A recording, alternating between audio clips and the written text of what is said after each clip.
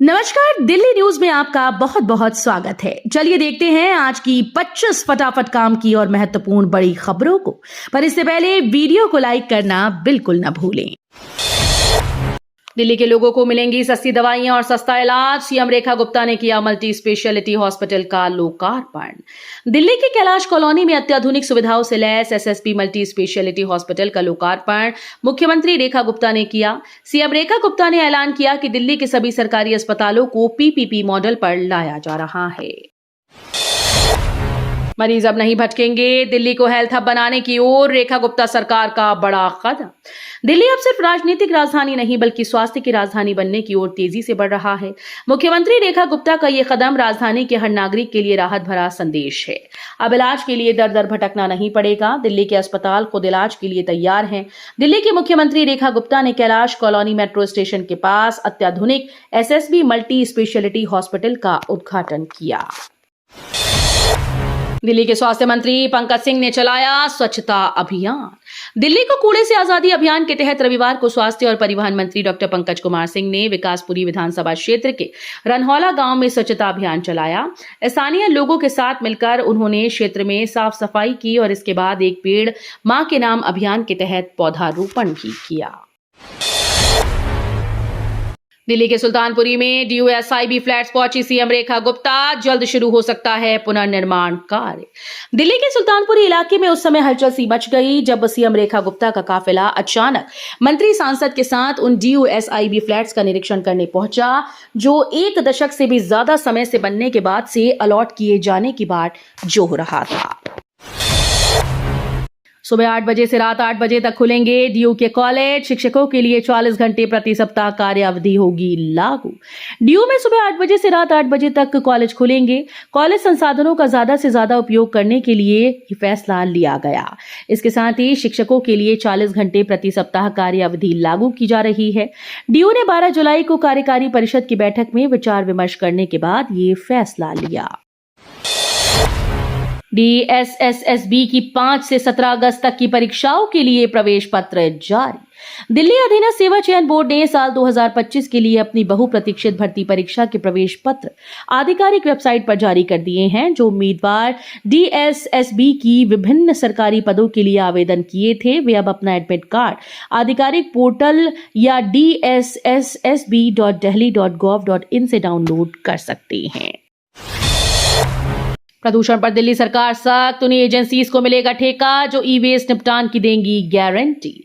दिल्ली सरकार ने राजधानी की हवा को साफ रखने के लिए ई कचरे पर सख्त कदम उठाया है। वित्त विभाग ने नया नियम जारी किया है जिसके तहत अब से केवल उन्हीं एजेंसीज को सरकारी और सरकार से जुड़ी संस्थाओं में कामकाज का ठेका मिलेगा जो ई वेस्ट रिसाइकलिंग की लिखित गारंटी देंगी। दिल्ली में 15 दिन के लिए धारा 163 लागू, जाने किन किन कामों पर रहेगी रोक। राजधानी दिल्ली में अगले 15 दिन के लिए धारा 163 लागू रहेगी। Delhi police commissioner SBK Singh ने स्वतंत्रता दिवस समारोह के मद्देनजर सुरक्षा उपायों के तहत आगामी 16 अगस्त तक राजधानी के आसमान में ड्रोन, पैराग्लाइडर, हैंग ग्लाइडर और हॉट एयर बलून आदि उड़ाने पर पाबंदी लगा दी है। दिल्ली पुलिस कमिश्नर की तरफ से जारी बयान के अनुसार भारतीय नागरिक सुरक्षा संहिता 2023 की धारा 163 के तहत paraglider, paramotor, hang glider, drone, UAV, US, micro light aircraft, remote से चलने वाले एयरक्राफ्ट, हॉट एयर बलून, छोटे आकार के पावर्ड एयरक्राफ्ट, क्वाड कॉप्टर जैसे हवाई उपकरणों को उड़ाने पर प्रतिबंध लगा दिया गया है। दिल्ली हाईकोर्ट ने सरोजनी नगर मार्केट में अतिक्रमण और अवैध निर्माण पर तुरंत रोक लगाने के दिए आदेश। दिल्ली हाईकोर्ट ने नई दिल्ली नगर पालिका परिषद को सरोजनी नगर मार्केट में हो रहे अवैध निर्माण और अतिक्रमण को तुरंत रोकने के निर्देश दिए हैं। जस्टिस मिनी पुष्करना की बेंच ने सरोजनी नगर मार्केट में दुकानदारों द्वारा कथित अवैध अतिक्रमण के खिलाफ एनडीएमसी की ओर से की गई कार्रवाई पर भी जवाब मांगा।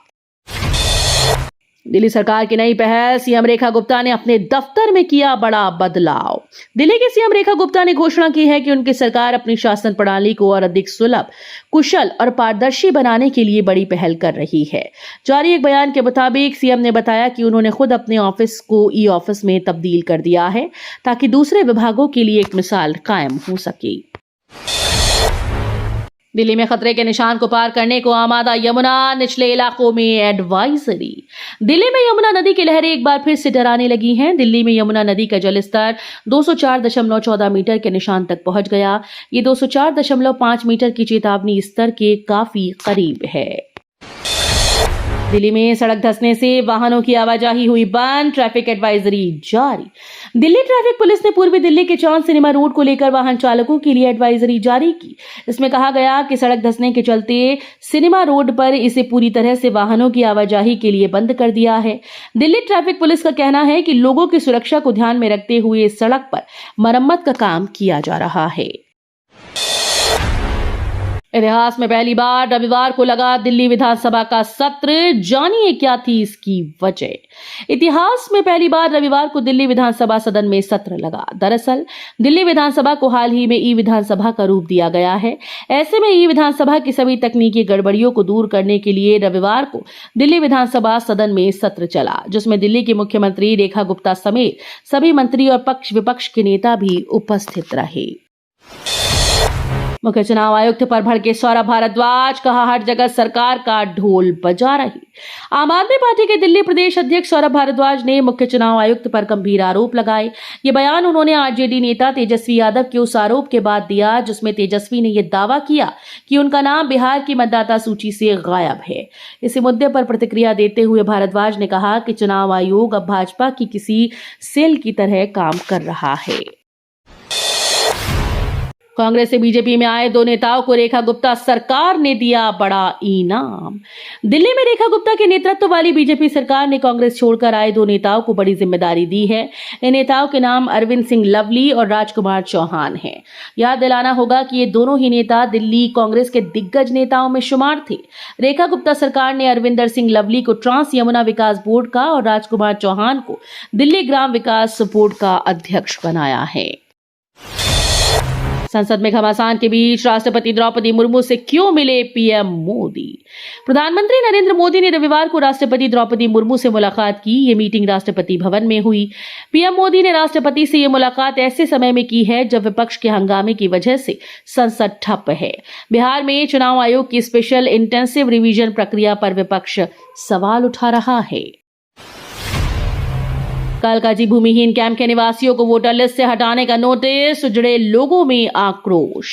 राजधानी दिल्ली के कालकाजी विधानसभा क्षेत्र में स्थित भूमिहीन कैंप पर बीते जून महीने में बुलडोजर की कार्रवाई हुई थी। यहां मौजूद करीब 1000 घरों को तोड़ा गया था। वहीं अब जो लोग यहां रहते थे उनको इलेक्शन कमीशन की ओर से नोटिस मिला है। मीडिया से बात करते हुए लोगों ने बताया कि हम लोग 30 से 40 साल से भूमिहीन कैंप में रहते आ रहे थे, लेकिन हमारी झुग्गियों के बदले हमें घर नहीं मिला और अब हमारे पहचान पत्र को भी छीनने का प्रयास किया जा रहा है।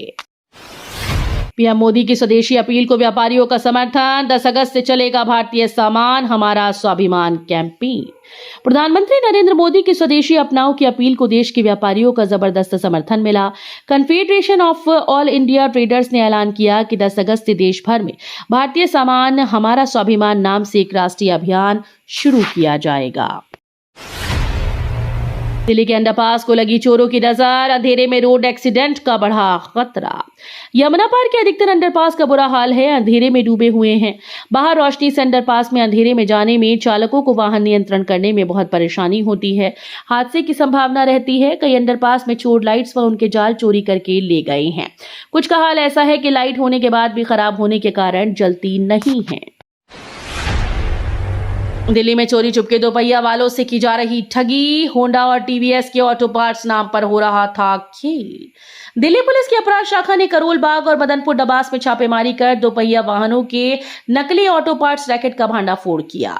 इस कार्रवाई में 5 आरोपितों को गिरफ्तार किया गया और उनके कब्जे से होंडा, टीवीएस और एएसके जैसे प्रतिष्ठित ब्रांड को नकली spare parts, engine oil, packing सामग्री और ब्रांडिंग उपकरण बरामद किए गए। दिल्ली पुलिस की क्राइम ब्रांच ने बड़ी होशियारी से बिछाया जाल, जालसाजी का वांटेड आरोपित गिरफ्तार। दिल्ली पुलिस की चाणक्यपुरी क्राइम ब्रांच की इंटर स्टेट सेल ने एक महत्वपूर्ण उपलब्धि हासिल करते हुए एक वांछित अपराधी को गिरफ्तार किया। यह अपराधी दिल्ली आबकारी अधिनियम और भारतीय दंड संहिता के तहत गंभीर अपराधों के मामले में फरार था और अदालती कार्यवाही से बच रहा था। यह ऑपरेशन एसीपी रमेश चंदर लांबा की निगरानी और इंस्पेक्टर सत्येंद्र पूनिया के नेतृत्व में यह कार्रवाई की गई। झुग्गीवासियों की याचिका पर अदालत ने डीडीए डूसिप को जारी किया नोटिस। घर नहीं देने पर दिल्ली एचसी ने मांगा जवाब। जंगपुरा इलाके से 2006 में उजाड़े गए 43 झुग्गीवासियों को दोबारा बसाने के आदेश की अवमानना मामले से जुड़ी याचिका पर दिल्ली हाईकोर्ट ने दिल्ली विकास प्राधिकरण व दिल्ली शहरी आश्रित सुधार बोर्ड से जवाब मांगा है।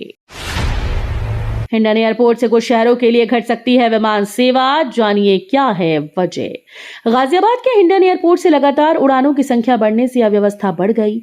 इसे नियंत्रित करने के लिए कुछ शहरों की उड़ानों की संख्या घटाई जा रही है। इस पर हवाई अड्डा प्राधिकरण विचार कर रहा है।